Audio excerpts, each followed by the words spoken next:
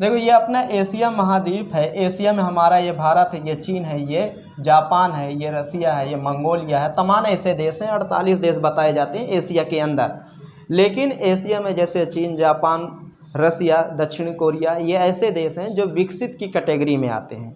ये देश अनेक चीज़ों का आविष्कार भी किए हैं। दुनिया में इन देशों का नाम है, डंका बज रहा है, ये भी बात बताया जा रहा है। लेकिन एक चीज़ मैं आपको बता दूं, भारत में एक चीज़ ऐसी है कि जो सबसे पहले भारत में जिसकी शुरुआत हुई, और वो है रेलवे। भारत आज देखा जाए दुनिया का चौथा ऐसा देश है जहां पर सबसे ज़्यादा रेल की पटरियाँ बिछाई गई हैं। और जितनी ऑस्ट्रेलिया की जनसंख्या है, ये ऑस्ट्रेलिया है, जितनी ऑस्ट्रेलिया की जनसंख्या है उससे कहीं ज़्यादा लोग हमारे यहाँ ट्रेनों में चलते हैं, आप समझिए। और एक चीज़ मैं आपको और बता दूं, भारत की जो रेल व्यवस्था है वो दुनिया की चौथी सबसे बड़ी रेल व्यवस्था तो है, लेकिन सुविधा के मामले में हम लोग काफ़ी पीछे हैं। जैसे कि अमेरिका हो गया, चाइना हो गया, रसिया हो गया, जापान हो गया। आप अगर यहाँ के रेलवे देखोगे, यहाँ के रेलवे के जो काम देखोगे, उन मामलों में भारत हमारा काफ़ी ज़्यादा पीछे है। उसका कहीं ना कहीं मेन कारण ये है कि अमेरिका, देखिए अमेरिका रेल नेटवर्क के मामले में दुनिया का सबसे बड़ा देश माना जाता है। चाइना वो भी बड़ा देश माना जाता है, रसिया वो भी बड़ा देश माना जाता है, जापान वो भी ठीक ठाक है।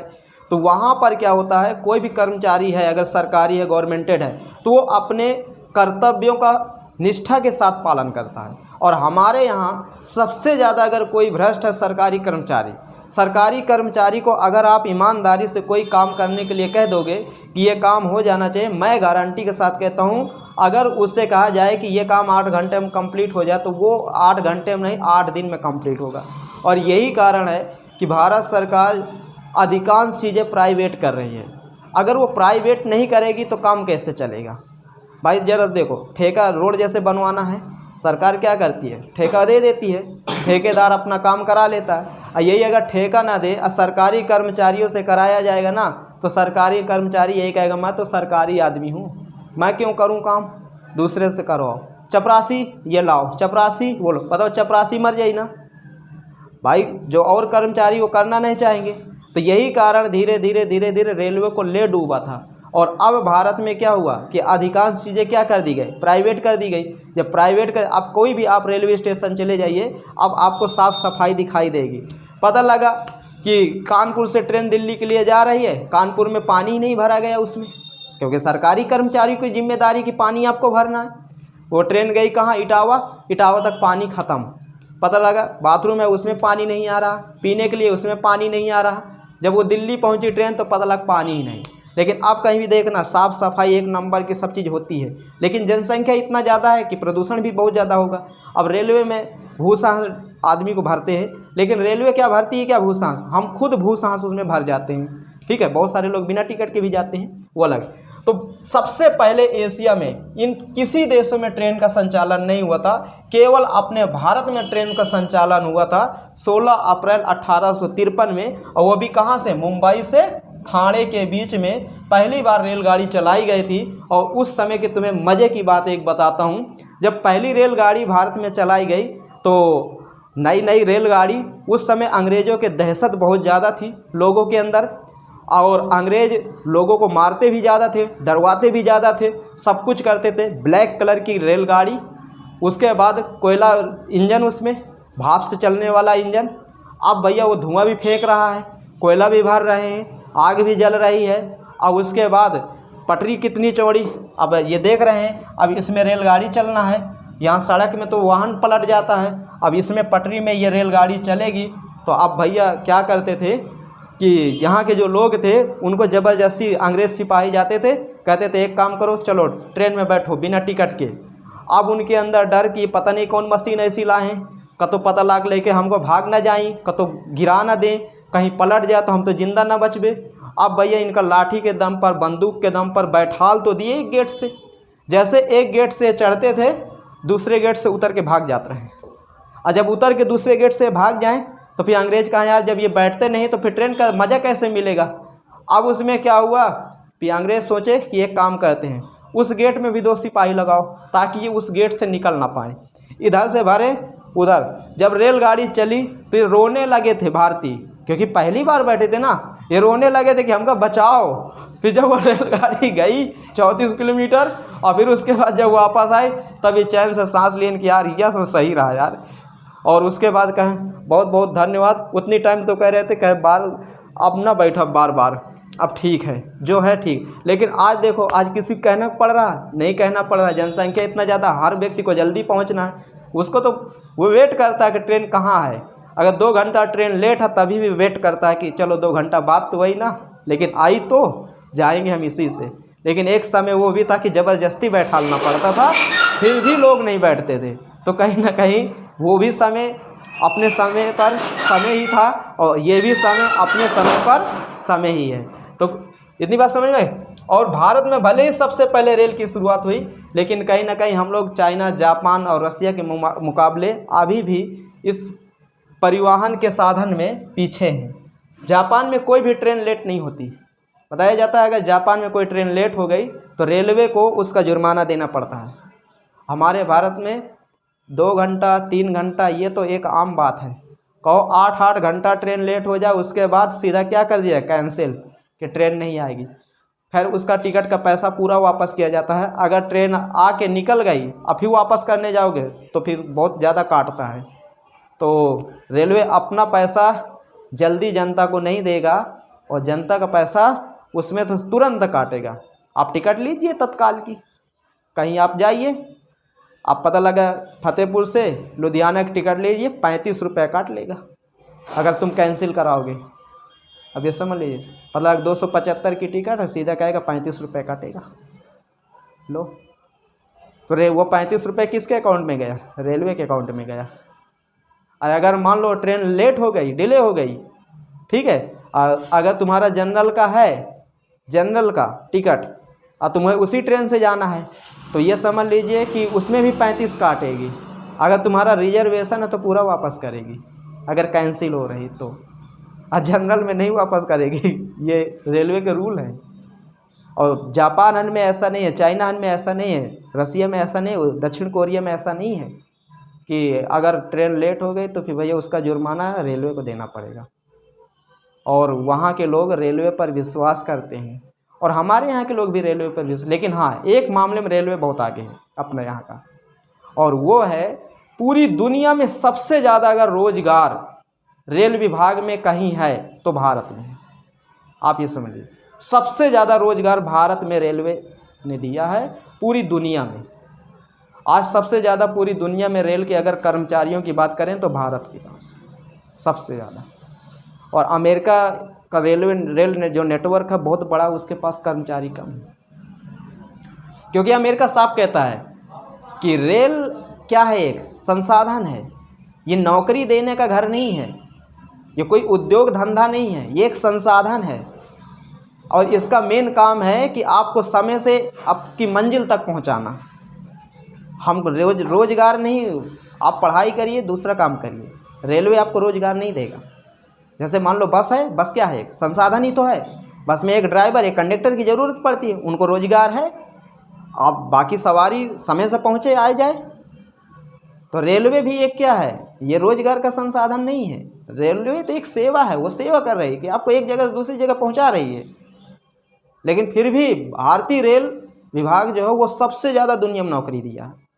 और अभी भी जब रेलवे कभी नौकरी निकालता है वो 1000-2000 बहुत कम निकालता है। ग्रुप डी की देख रहे हो, 1 लाख पद, 1.5 लाख पद ऐसे निकालता कि नहीं निकालता।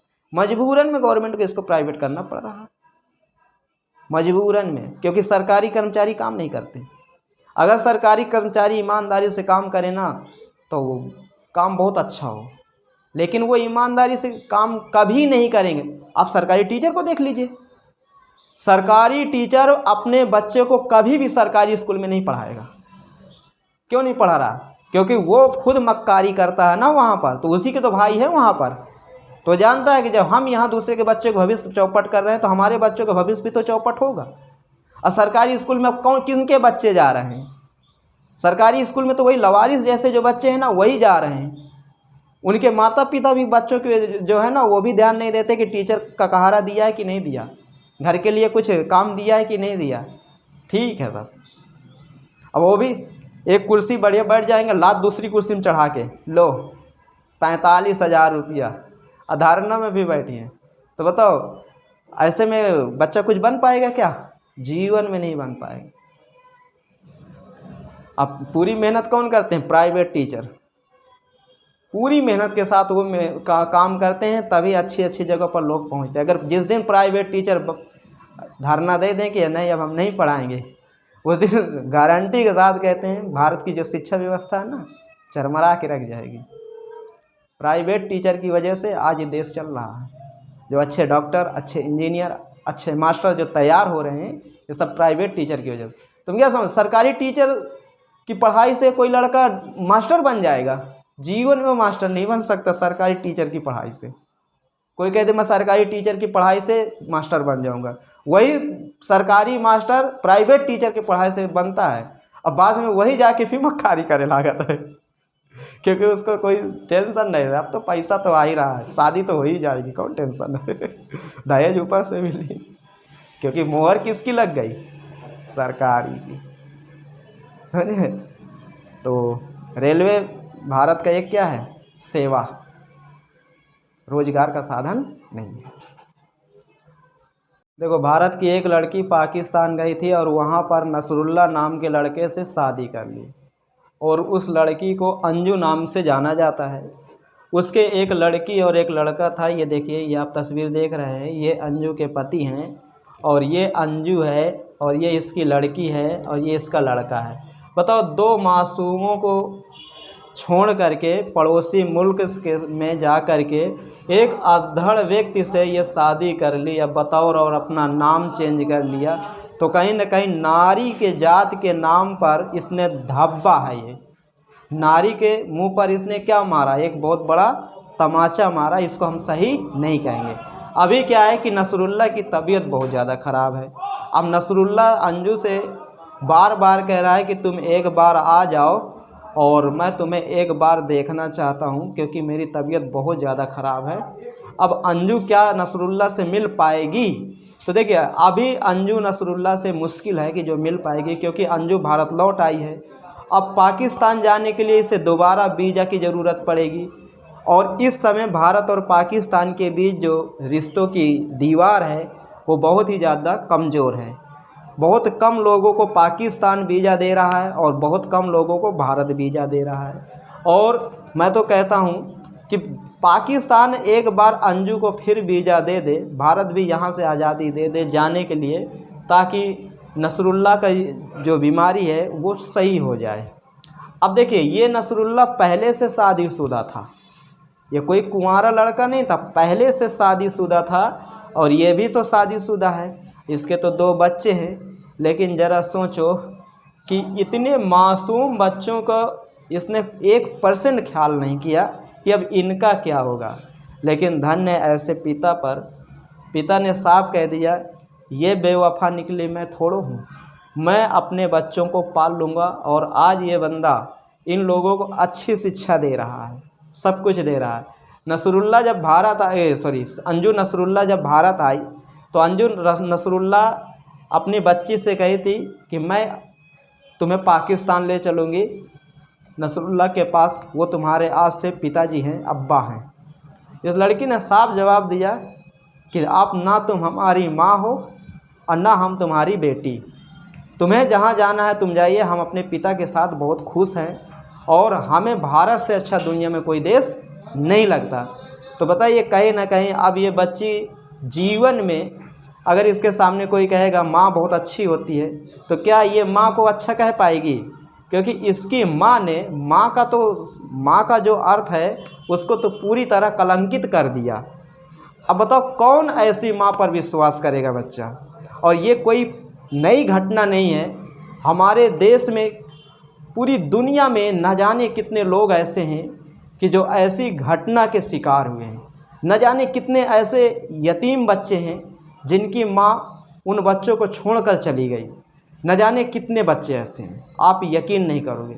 आप दिल्ली चले जाइए, मुंबई चले जाइए, जितने भी भारत में महानगर हैं, रेलवे स्टेशन में हर रोज़ वो माँ अपने बच्चों को छोड़कर किसी दूसरे के साथ चली जाती हैं, और वो बच्चे पागलों के जैसे इधर उधर घूमते रहते हैं और बाद में वही बच्चे चोरी करना सीखते हैं, बाद में वही बच्चे गलत रास्ते पर जाते हैं, क्योंकि उन बच्चों को ना तो अच्छी शिक्षा मिल पाती है, ना तो उनको अच्छे संस्कार मिल पाते हैं, कुछ नहीं अच्छा मिल पाता और जीवन भर वो अपने माँ बाप को गाली देते हैं। तो ऐसी भी माएँ होती हैं। बात समझ में आ रही है?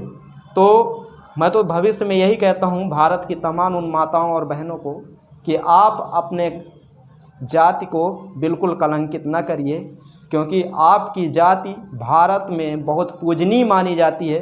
भारत ही दुनिया का एक ऐसा देश है जहाँ महिलाओं को पूजा जाता है। बाकी दुनिया का कोई ऐसा देश नहीं है जहाँ पर महिलाओं को पूजा जाता हो। हाँ, हमारा पड़ोसी देश नेपाल है और वहाँ पर भी महिलाओं की काफ़ी इज्जत होती है और भारत में तो नेपाल से ज़्यादा महिलाओं की इज्जत होती है। तो कहीं ना कहीं इस इज्जत को आपको बरकरार रखना है। आपको ऐसी हरकत नहीं करना अंजू जैसी कि सीमा हैदर जैसे की, ताकि आपके बच्चे जीवन भर आपको गाली दें। अगर आप हकीकत में अपने बच्चों को, अपने परिवार को खुश रखना चाहते हो तो आप जहाँ पर हो, जिस अवस्था में हो, बिल्कुल खुश रहिए। और अगर आज आपके पास दुख है तो कल आपके पास सुख आएगा, ये निश्चित है। और यही आप ये समझिए कि यही समय का चक्र है और ये हमेशा चलता रहता है और समय सबका एक जैसा नहीं होता है। नसरुल्लाह क्या अंजू को खुश रख पाएगा पाकिस्तान में? क्या अंजू नसरुल्लाह से वहाँ पर नसरुल्लाह के साथ खुश रह पाएगी? और क्या कितना ये खुश हैं, कितना ये खुश नहीं हैं, कहीं ना कहीं देखा जाए ये अंजू ही जानती होगी। क्योंकि जो व्यक्ति औरत को बच्चा पैदा करने की केवल मशीन समझता हो और जो व्यक्ति औरत को औरत न समझ करके एक अलग नज़र से देखता हो, जो व्यक्ति अपने देश का नहीं, जो व्यक्ति अपने परिवार का नहीं, तो याद रखना वो व्यक्ति किसी का भी नहीं होगा। अंजू जब अपने पति, अपने बच्चों की नहीं हुई तो ज़रूरी नहीं है कि नसरुल्लाह की हो जाए, और नसरुल्लाह जब अपनी पत्नी और बच्चों को नहीं हुआ तो ज़रूरी नहीं कि वो अंजू का हो जाए। और तमाम ऐसी जो बच्चे हैं कम उम्र में बहुत बड़ी गलती कर देते हैं। अब इसको तो हम कम उम्र नहीं कहेंगे क्योंकि ये तो बुढ़वा है। अब बताओ 11, 14, 15 साल, हाँ 11 साल के ऊपर की इसकी लड़की है तो कहाँ ये कम उम्र की होगी? 3-4 साल का ये बच्चा है, फिर क्या कमी है यार? देखो इसके पति में और इसको देख लो, दोनों में अंतर है ज़मीन आसमान का। अब देखो ये इस तस्वीर के माध्यम से ये बताना चाहती है कि हम बहुत खुश हैं, हिंदुस्तान में हम बंधन में थे और पाकिस्तान में आके हम खुश हैं। ये कश्मीर में जाके इसे घुमा रहा था और नाम भी चेंज करा दिया, फातिमा इसका नाम रख दिया, फातिमा। अब ये फातिमा बन गई है, कलंक कर दी, पूरे भारत को कलंकित कर दिया, पूरे भारत की औरतों को कलंकित कर दी और पूरे भारत की नारी जात को कलंकित कर दिया। खैर इस जगह ये साबित होता है कि पांचों उंगली बराबर नहीं होती। हम सबको गाली नहीं दे सकते, सब एक जैसे नहीं हो सकते, कुछ गलत हैं तो कुछ बहुत सही हैं और हमें सही और गलत में फ़र्क करना चाहिए। और सही गलत में अगर आपको फ़र्क है तो आप जीवन में कभी धोखा नहीं खाएंगे। और भारत सरकार इसे वीज़ा दे दे, परमिशन दे दे, पाकिस्तान सरकार इसे वीज़ा दे दे ताकि ये जाके नसरुल्लाह की तबीयत जो ख़राब है वहाँ पर जाए, पैरासीटामॉल ग्लूकोज चढ़वाए ताकि वो सही हो जाए। उसकी लड़की तो कह रही कि जल्दी भाग जाए यहाँ से, ज़्यादा सही है। तो उम्मीद करते हैं दोस्तों वीडियो पसंद आएगा। जय हिंद।